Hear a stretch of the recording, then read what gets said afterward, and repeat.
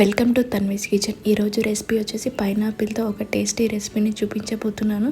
సాధారణంగా పైనాపిల్ తినడానికి ఎవరో ఇష్టపడరు, జ్యూస్లలోనూ లేదా కేక్లలోనూ వాడుతూ ఉంటారు కదా. కానీ నేను ఇక్కడ పైనాపిల్తో ఫ్రై చేసి చూపిస్తున్నాను. టేస్ట్ మాత్రం చాలా బాగుంటుంది, అంతేకాదు క్విక్గా కూడా అయిపోతుంది.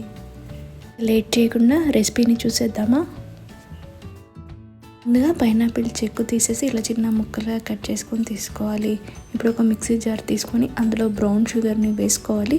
పైనాపిల్ కొద్దిగా స్వీట్గా ఉంటుంది కాబట్టి ఎక్కువ షుగర్ ఏం అవసరం లేదు. ఇందులో 1 టేబుల్ స్పూన్ బ్రౌన్ షుగర్, అలాగే చిన్న ముక్క దాల్చిన చెక్కను వేసుకొని వీటన్నిటిని పౌడర్ చేసుకోవాలి.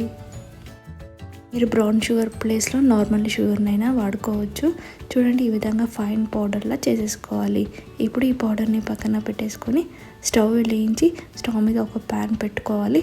ప్యాన్ హీట్ అవ్వగానే అందులో 1 టేబుల్ స్పూన్ బటర్ని వేసి బటర్ అంతా కరిగించుకోవాలి. ఉన్న బటర్ని ప్యాన్ అంతా స్ప్రెడ్ చేసుకోవాలి.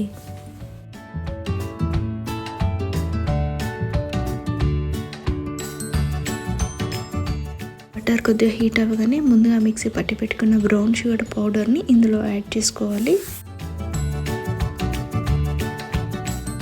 షుగర్ పౌడర్ వేయగానే అంతా ఒకసారి బాగా మిక్స్ చేసుకోవాలి.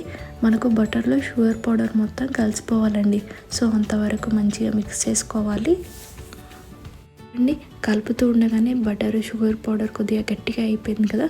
ఇప్పుడు ఇందులో కొద్దిగా వాటర్ని యాడ్ చేసుకోవాలి. వాటర్ వేయగానే వాటర్ని షుగర్ పౌడర్ని కలుపుతూ ఉండాలండి. ఇలా కలుపుతూ ఉండగానే షుగర్ పౌడర్ వాటర్లో అంతా కలిసిపోయి పాకంలాగా తయారవుతుంది.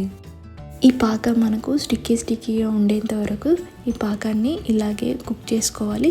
ఇప్పుడు ఇలా స్టిక్కీగా వచ్చిందనుకోండి, అప్పుడు ఇందులో పైనాపిల్ ముక్కల్ని యాడ్ చేసేసుకోవాలి. మనం వేసుకున్న పైనాపిల్ ముక్కలకి ఈ పాకం బాగా పట్టేటట్టు కలుపుతూ ఉండాలండి. ఈ పాకాన్నంతా పైనాపిల్ ముక్కలు అబ్జర్వ్ చేసుకునేంత వరకు ఇలాగే కలుపుకుంటూ కుక్ చేసుకోవాలి. ఒక 2-3 మినిట్స్లో ఇది రెడీ అయిపోతుందండి. సో అంతవరకు దీన్ని కుక్ చేసుకోవాలి. చూడండి, పైనాపిల్ ముక్కలు పాకాన్నంతా పీల్చుకొని దగ్గరగా అయిపోయింది కదా. ఇప్పుడు ఇందులో 1 టేబుల్ స్పూన్ పచ్చి కొబ్బరి తురుమును వేసుకోవాలి. ఇందులో పచ్చి కొబ్బరి వేయటం వల్ల టేస్ట్ ఇంకా పెరుగుతుందండి. సో ఈ పచ్చి కొబ్బరిని కూడా వీటిలో బాగా కలిసిపోయేటట్టు కలుపుకోవాలి.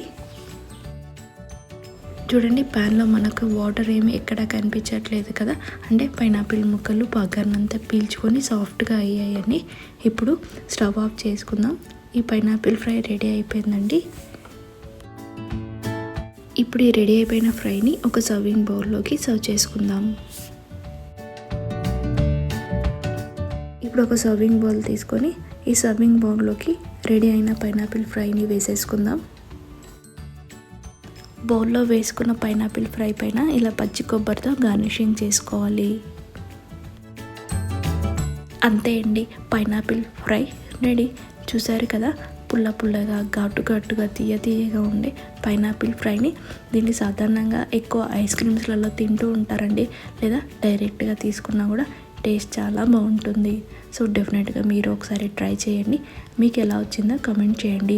మీకు ఈ వీడియో నచ్చినట్లయితే please subscribe to my channel, like చేయండి అండ్ షేర్ కూడా చేయండి.